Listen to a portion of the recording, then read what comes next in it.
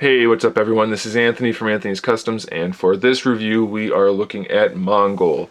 I know this version is a DC Universe Classics figure. This is part of the Lantern Core line of figures. He's got the power ring right there. He's got the emblem on his chest. This one, I'm pretty sure he's DCUC. He might have been a DCSH and DCUC release. I don't remember. I'm gonna bet DCUC because of the articulation, but I could be wrong. I will check, so reference the title if you're curious. And I'm guessing you've already seen the title if you're watching the video. So everything I've just said is now pointless, but that's okay. We'll go on with the review anyway. He stands about 7 1/4 inches tall, so definitely some nice size to him. This figure is almost the exact same figure.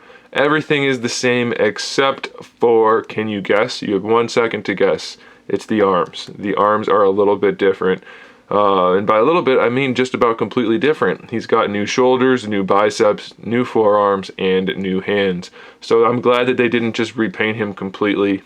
The repaint is nice. I do like the Lantern version, but I think this one's just a little bit cooler. So have a good look at this guy. I'm going to put him down in a minute, because I'm pretty sure I showed him in my Lantern Core videos forever ago. If you haven't seen those, I'm pretty sure I've gone through every Lantern Core that the DCUC figures have made. So if you want to go check those out, go check them out. There's that one. Let's look at the standard Mongul figure. I really like this one. I love the face sculpt. I love all the shading going on in there. It looks good. You can even see his gums peeking through in the corners of his mouth there. Really nice. Lots of shading in the face. We have the shading continued in the hands, which are only 3-fingered, so that's a nice detail. Not a ton of shading everywhere else, but there is some, and I do like that there is a fair amount of paint on here. We have the 2 different reds, the purple, the metallic bits here, like this weird metallic color there and there. A silver for the belt, silver for the straps down here. We have 2 different grays, more of that metallic purple, more of that metallic purple with black. Silver on the head, black dots throughout the metal bits, lots and lots of paint. Really makes this guy stand out. He's muscular, he's tall, he's got a lot of paint, got a lot of sculpt work. Really solid, decent figure. As far as articulation goes, he does have a ball peg for the head. Doesn't look up too well, but he looks down, which is fine because he's tall anyway. Swivels no problem. Leans side to side too, so that's always a bonus. Ball hinge shoulders, but you don't get a huge range of motion out of them. They just tend to have this kind of top part of his shoulder bump up against these shoulder pad, shoulder strap things. So that's not great, but they did carry the sculpt all the way through the arm, so I do like that, even though we can't get a great range of motion. We have a bicep swivel, although that's going to get hindered a little bit depending on how you have the arm posed. So just be aware of that. About 45-degree bend on the single jointed elbow, and then we have a wrist swivel, same on either side.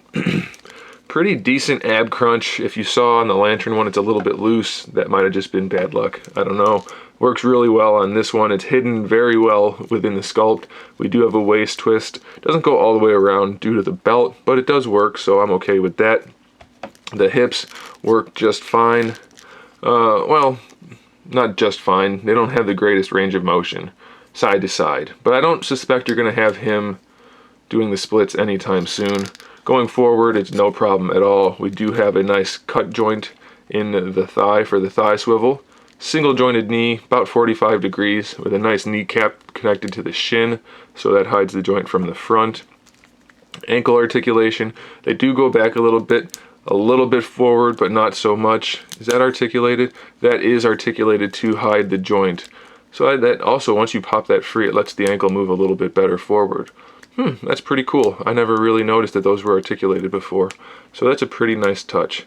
So, I mean, not every bit of his articulation is perfect, but it does work pretty well, and he does have a moderate ankle rocker.